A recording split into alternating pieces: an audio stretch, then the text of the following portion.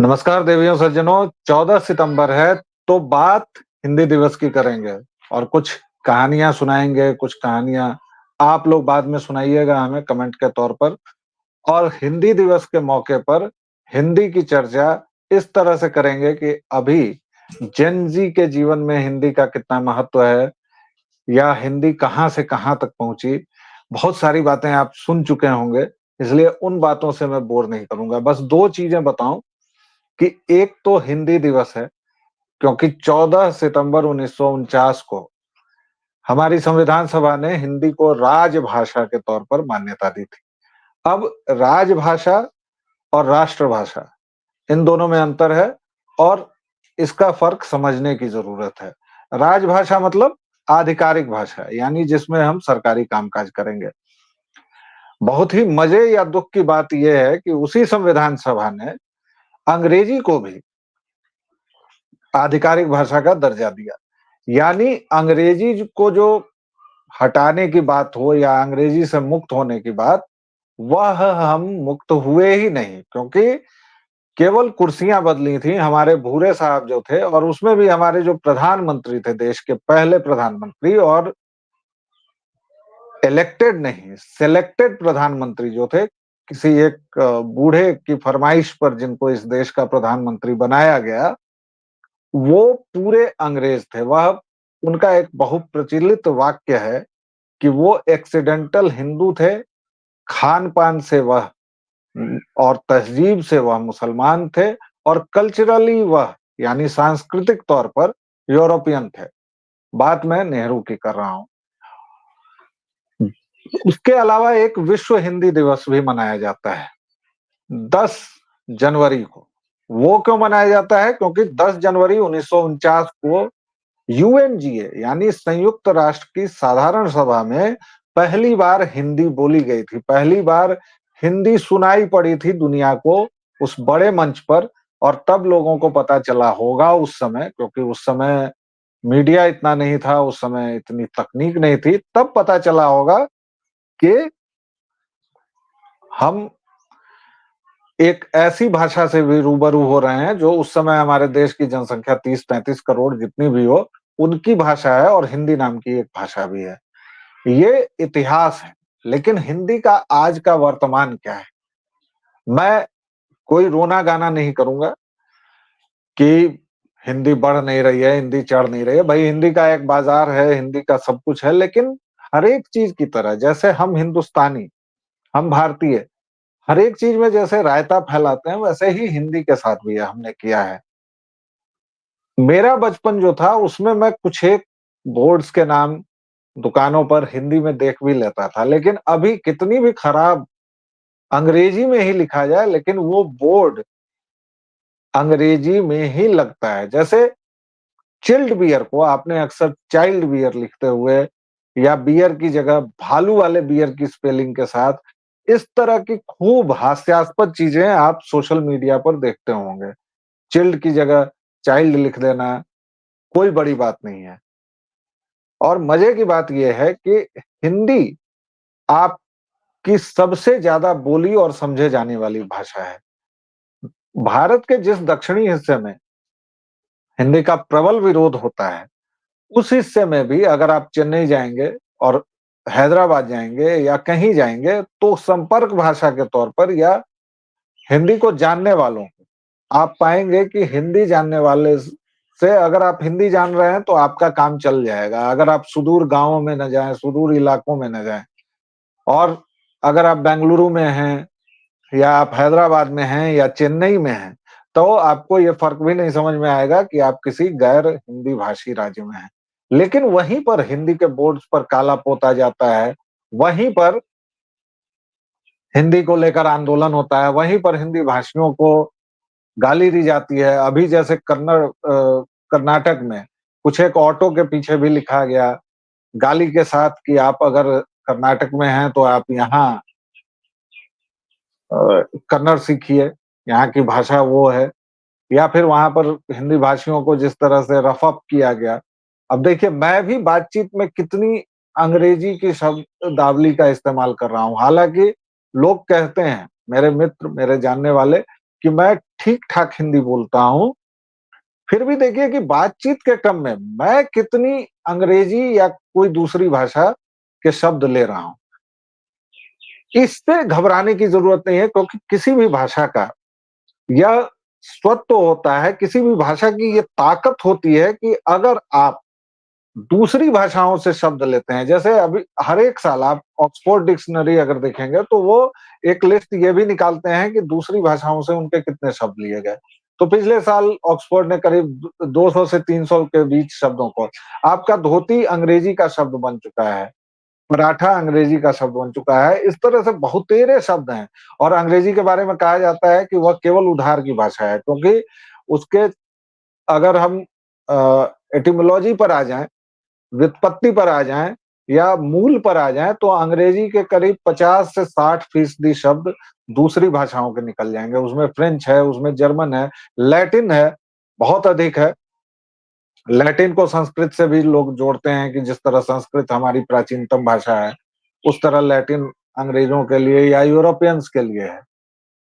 लेकिन अंग्रेजी की ये ताकत 2 वजहों से बनी। एक, क्योंकि वो औप औपनिवेशिक दौर था, अंग्रेजों का सूरज कहीं अस्त नहीं होता था, ऐसा कहा जाता था।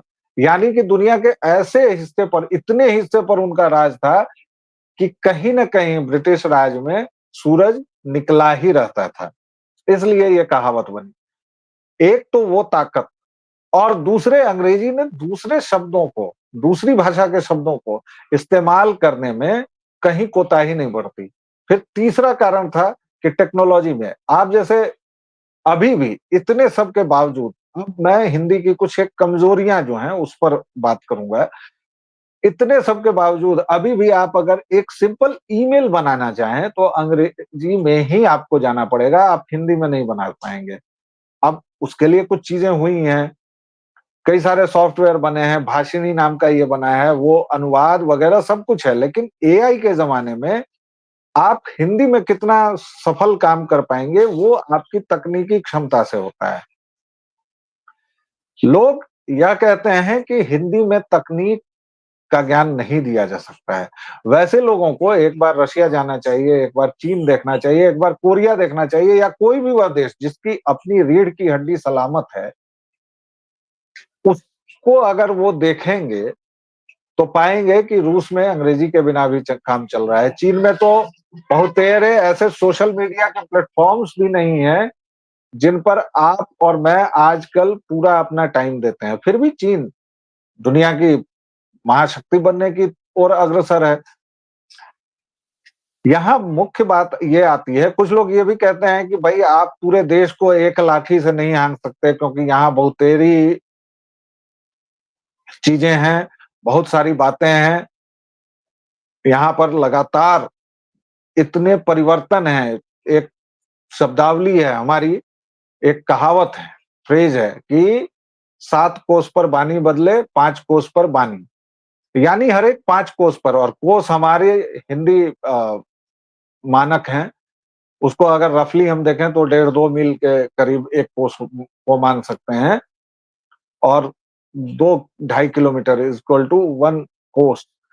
तो जहाँ 5-5 कोस पर वाणी बदल जा रही है, उस देश में आप कैसे किसी भी चीज़ को एक तरफ पूरा एक लाठी से हाँक सकते हैं? सवाल एक लाठी से हाँकने का नहीं है, या जिस नाम पर भारत के दक्षिणी हिस्से के 4 राज्यों को भड़काया जाता है, वो सवाल नहीं है। सवाल ये है कि आप अपनी भाषा को, तेलुगु, तमिल, कन्नड़, जो भी भाषा है, उसको प्रथम स्थान पर रखिए, लेकिन जो संपर्क भाषा के तौर पर आपने अंग्रेजी को स्थान दिया हुआ है, वह स्थान हिंदी को देने में क्या दिक्कत है? सुप्रीम कोर्ट में आप हिंदी में सुनवाई नहीं कर सकते। अगर आप अपनी कार पर हिंदी में नंबर्स छपवा लेते हैं, तो आपका चालान हो जाएगा। हिंदी के अंक हम में से कितने को याद है? मुझे लगता है कि मैं शायद उस पीढ़ी का हूँ, जिसको हिंदी के अंक याद होंगे। हिंदी का अंक लिखना या बोलना आता होगा। हिंदी यानी देवनागरी का। लेकिन चलिए, वह हमारा एसिमिलेशन है वह हम अपने आप में समेट लेते हैं, तो अब अंकों के संबंध में हम उतने दुराग्रही न बने। तो चलिए हमने एक रोमन लिपि को ही अपना लिया, उसमें अंकों को ले आए। लेकिन मुद्दा ये है कि हिंदी का आप कितना पालन करते हैं या कितना ये जाते हैं। लेकिन पहले साउथ जो जिसको हम लोग कहते हैं दक्षिण भारत, उसमें जो ये बवाल मचता है, आप देखेंगे कि उसमें अंग्रेजी के बोर्ड्स पर कुछ नहीं किया जा सकता है। उर्दू के बोर्ड्स पर कालिख नहीं पोती जाती है, लेकिन हिंदी के बोर्ड्स पर कालिख पोती जाती है। इससे साफ पता चलता है कि यह भाषा का सवाल नहीं है, यह एक राजनीति का सवाल है और जिस राजनीति को द्रविड़ नेताओं ने शुरू किया, वही राजनीति आज भी चली आ रही है। बीच में कभी महाराष्ट्र में राज ठाकरे ब्रांड राजनीति हो जाती है, कभी कहीं की राजनीति हो जाती है। लेकिन यह एक सामान्य तर्क है, सामान्य बुद्धि का तर्क है कि आप संपर्क भाषा के रूप में आपको तेलुगु और तमिल हटाने को कोई नहीं कह रहा है, लेकिन संपर्क भाषा के रूप में आइए। और दूसरी चीज़ें देखिए, आपका बॉलीवुड, हम दरअसल आत्महीनता से ग्रस्त एक प्रजाति है। हमने मुंबईया फ़िल्म उद्योग का नाम भी बॉलीवुड रखा है। किसकी तर्ज पर? हॉलीवुड की तर्ज पर। और अब तो बॉलीवुड क्या, कॉलीवुड, टॉलीवुड, फलाना वुड, अमाला वुड, ढिमाका वुड। ये ऐसी आत्महीनता है भारतीयों की कि आप अपने फ़िल्म उद्योग का नाम भी नहीं रखते हैं। इससे भी मज़ेदार बात ये है कि आपके जितने सो कॉल्ड हीरो हीरोइन हैं, वो हिंदी में स्क्रिप्ट भी नहीं पढ़ते हैं, हिंदी में स्क्रिप्ट जाती भी नहीं है। स्क्रिप्ट माने पटकथा। पटकथा देवनागरी में नहीं लिखी जाएगी, अगर लिखी जाएगी तो वो नहीं पढ़ेंगे।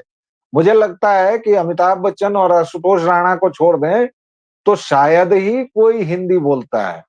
भला वो ओटीटी क्रांति का कि अब मनोज वाजपेयी हों या पंकज त्रिपाठी हों या फिर ये नए लोग हैं जो एक नई पौध आई है, अमित सियाल हैं या छोटे या फैजल मलिक हैं, जो कानपुर से लेके, पटना से लेके, बिहार से लेके या फिर वो पंचायत सीरीज के जो एक्टर्स हैं, ये लोग जो हैं अब हिंदी थोड़ी बोली जाने लगी है, वरना तो पहले बोली भी नहीं जाती थी। और एक कहानी सुनाता हूँ इसमें फ़िल्म उद्योग के बारे में, कि प्रेमचंद की 10 कहानियों पर एंथोलॉजी बन रही थी। एंथोलॉजी मतलब 8-10 कहानियों का वो पूरा एक सीरीज बनानी थी।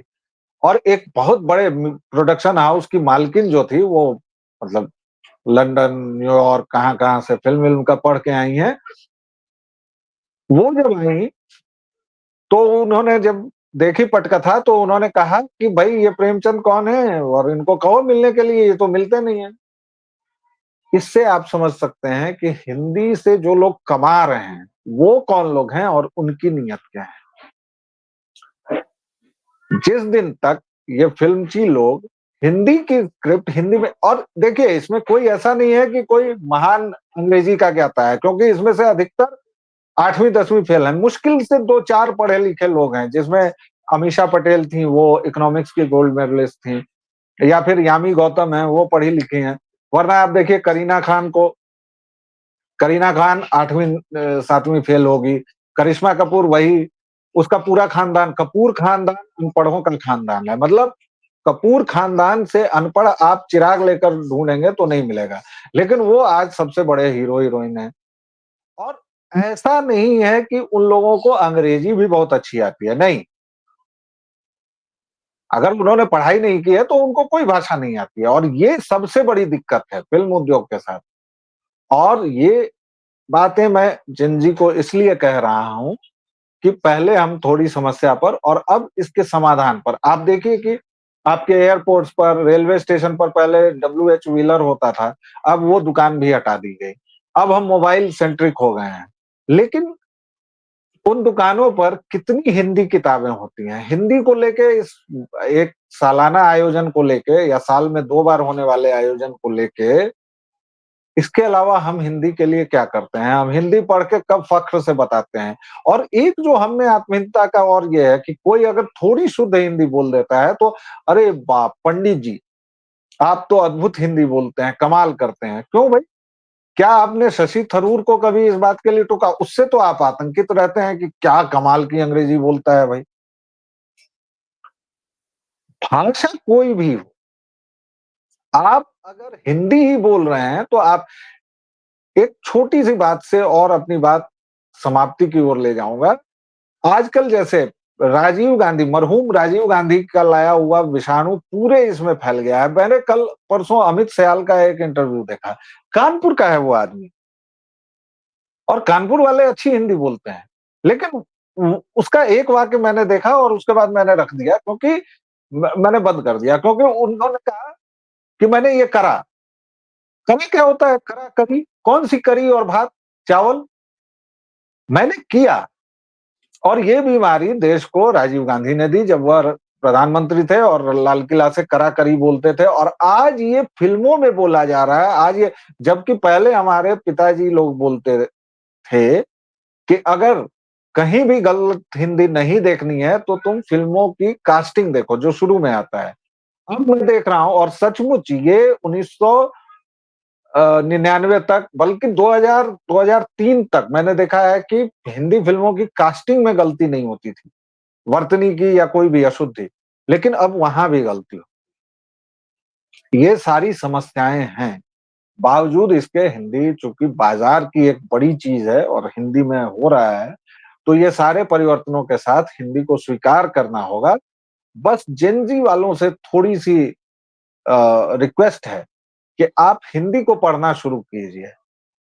हिंदी बहुत ही मज़ेदार भाषा है, हिंदी बहुत ही समृद्ध भाषा है और आप अगर हिंदी को नहीं पढ़ेंगे तो आप प्रेमचंद को नहीं पढ़ पाएँगे, आप निराला को नहीं पढ़ पाएँगे, आप रामधारी सिंह दिनकर को नहीं पढ़ पाएँगे, आप चेखव को पढ़ लें, आप टॉल्स्टॉय को पढ़ लें, आप तुर्गनेव को पढ़ लें, आप किसी को भी पढ़ लें, आप शेक्सपियर को पढ़ लें, लेकिन इन लोगों को पढ़ेंगे तो आपको इनकी मिट्टी की महक आएगी, मिट्टी की सोंधी खुशबू आएगी। और सोचिएगा ज़रूर कि आपने पिछली बार कौन-सी हिंदी किताब पढ़ी थी और कौन-सा हिंदी लेखक आपको पसंद आया था या कवि? और वो हमें कमेंट बॉक्स में ज़रूर बताइएगा। फिलहाल हिंदी दिवस की बहुत-बहुत ढेर सारी शुभकामनाएँ। हम हिंदी में सोचें, बोलें, करें और जिएँ। इन्हीं सब के साथ फिलहाल जय सिया राम।